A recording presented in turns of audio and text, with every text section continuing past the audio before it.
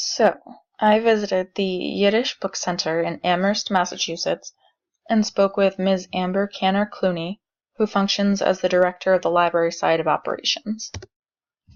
She described the library's users as being basically anyone who is Jewish or is interested in Yiddish and Jewish culture, primarily those who can already read Yiddish and those who want to learn, because most of the collections are in the Yiddish language.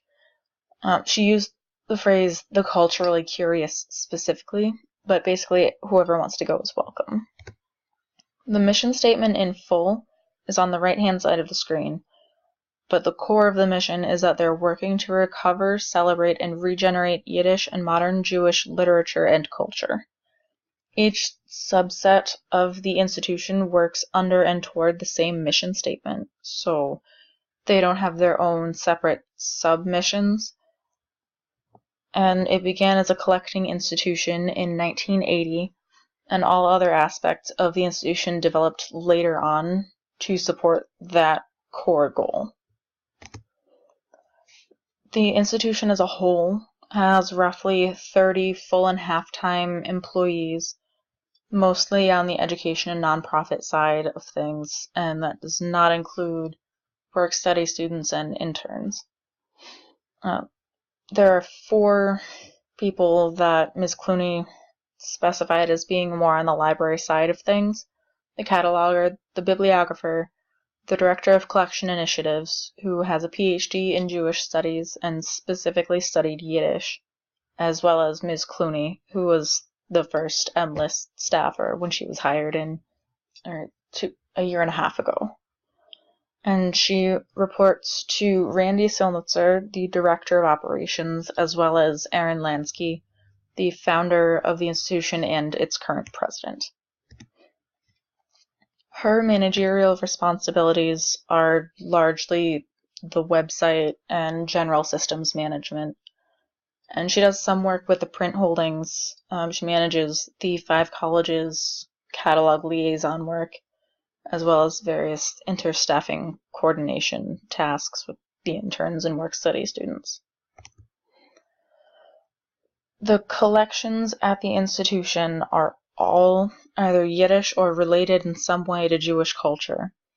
They have over 1 million Yiddish books, which were all donated by various people to the institution itself, and they're almost all up for sale, except the rare or one-of-a-kind books like the Yishker books, if they end up getting them, as well as sheet music and various antiques that are used in the museum. The stacks are pictured on the right of the screen, and the digital collections are what Ms. Clooney feels make the Yiddish Book Center a special library, because they're retained permanently, and they're what make the library accessible to non-Yiddish speakers. There are about 12,000 ebooks on their website, as well as many digitized Yishker books. Those are replete with images from people and past cities. They were written just after the Holocaust ended, and a lot of them, at the moment when they were digitized, it was the only copy of the book that had been made. And that's what makes them so rare and special. And a lot of English language content is on the website, as I mentioned before, including the Oral History Project, 700 or more hour-long interviews. They're currently ongoing.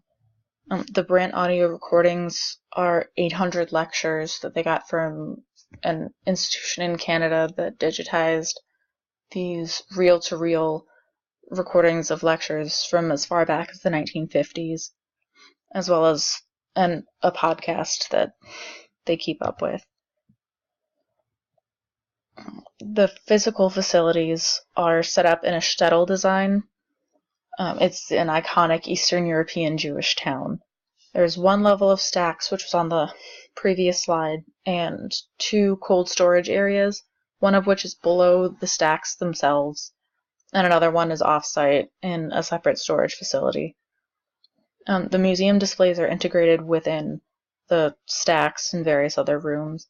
There's a library room, which is pictured in nearly 360 degrees, at the top of the screen, an oral history room, and performance theaters and classrooms where they hold events and language learning sessions, and they have a bookstore. Because all of the separate sections of the institution are so intermingled, the library ends up assisting with a lot of the services for the rest of the institution as well. There are some typical services that they provide, like research and reference. Largely the PhD holder helps with the reference, as he's the most knowledgeable.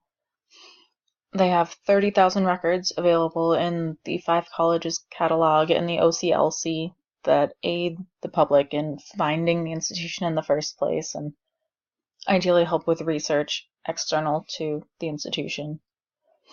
The cultural and language learning events that the institution as a whole provides are often facilitated by information that the library side helps to locate or help to translate things. And the podcast and magazine are largely put forth by the director herself, as well as her colleagues. The technologies they use to provide these services are largely the website to make things accessible as far and wide as humanly possible. All of their electronic book holdings are housed in the Internet Archive and harvested daily by the code that Ms. Clooney wrote.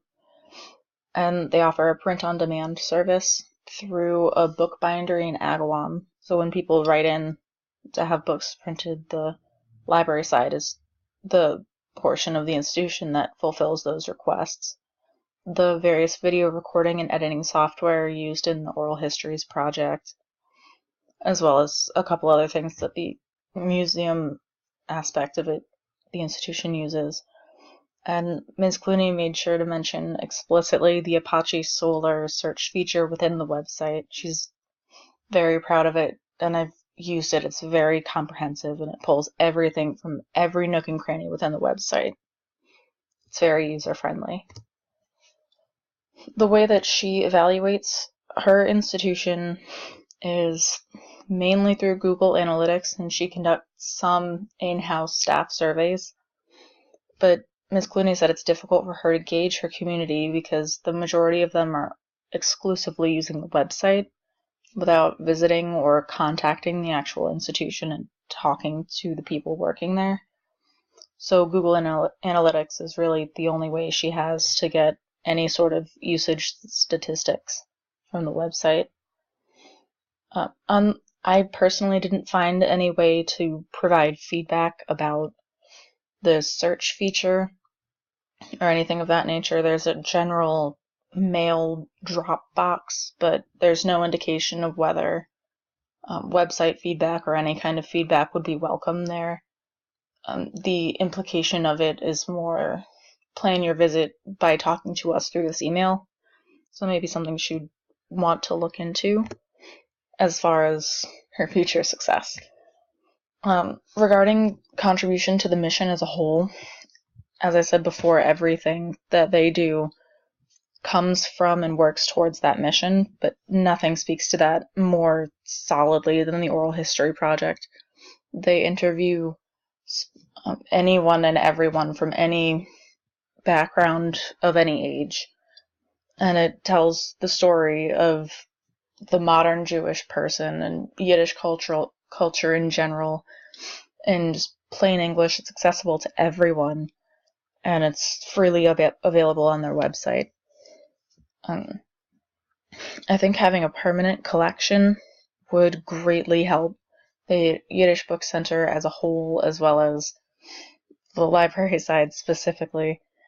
Even if they just document everything that they have, or as many things as humanly possible, even if they're going to be sold the next day, it would give Yiddish scholars a place to start and a list of things that they know that they can find to look for. So it would make them a starting point for Yiddish research. And more external evaluation, I cannot stress that enough. And I'll also get to that with the SLA competencies. the first 5 are really important to the institution as a whole, and the competency regarding the external evaluation and the search capacities of the website as a whole. They're very good with making sure that the materials available on their website are going to be usable and accessible to their user base and ideal client community. But the core part of the 4th SLA competency that they're lacking is that they don't have an effective way to consult with their community. And I think once they start engaging their user community through direct feedback on the website, their usership will skyrocket, and it'll definitely promote current and future success.